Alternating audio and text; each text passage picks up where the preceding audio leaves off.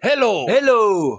Vijana nani? Vijana anatembea. Ndao sisi. Sisi tunasemanga ukweli. Kabisa. Tunaichekitingi. By the way imekuja kuwape ni kwamba Yes. Replacement ya baba. Isha happen haraka sana. Natembea unapendwa. Kama kuna kiongozi mwenye anapendwa Kenya mzima. Sasa ninatembea. Kwanza leo umeona vile ameingia Kisii. Mimi nashangaa ndugu zetu wa Kisii wanaanza kusema tawe. Unasikia tawe bwana vile. Wanamuita baba. Baba. Wala natembea. Baba yetu. Natembea. Baba yetu. Baba. Unafanya sisi vijana yako bwana tunafurahi tukitembeanga tunasikia tu vizuri bwana. Ukiona wana Kenya mzima unakaribishwa kama baba. Huyo ni baba yetu na kwa Kenya. Ndio. Kama kuna kitu mmebarikiwa nayo. Ninatembea. Ni George natembea. Na wacha niwaambie wenye mnatusi natembea. Yes. Huyu mzee natembea saa yake lala tu hivi chini. Watu mtajua utajua Kenya alikuwa anapigania.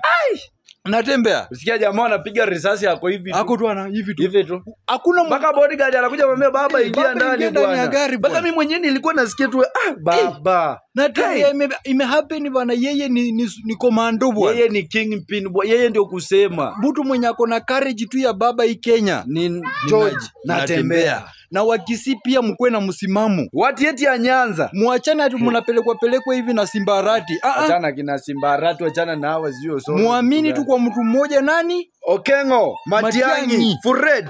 Matiang'i naye alikuwa bwana Kemoda superstar. Huyo hakuna minister. Akiingia kwa Ministry ya Education akanyorosha. Akaingia kwa Ministry ya Security akanyorosha.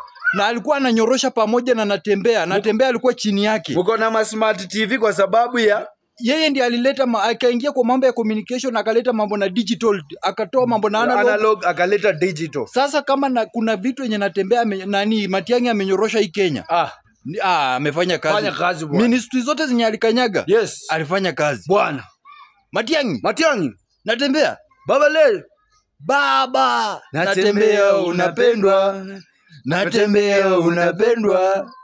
Natembea tunakupenda. Na wale ambao munaleta hulka ya kumtusi komando, tutadili na nyinyi tuangishon. Kumbafu nyinyi.